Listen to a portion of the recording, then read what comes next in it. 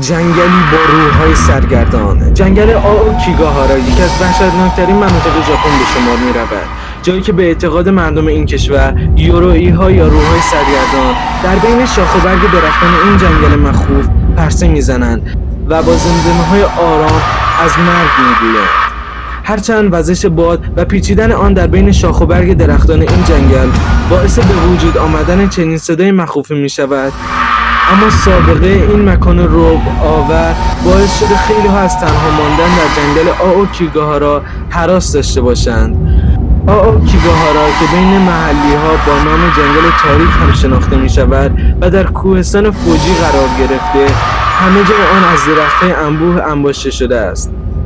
نکته عجیب اینجاست که خیلی ها معتقدند این جنگل برترین مکان برای مردن است و خیلی ها اونجا خودکشی میکنند. اگه خوشت اومد لایک و ساب یادت نره.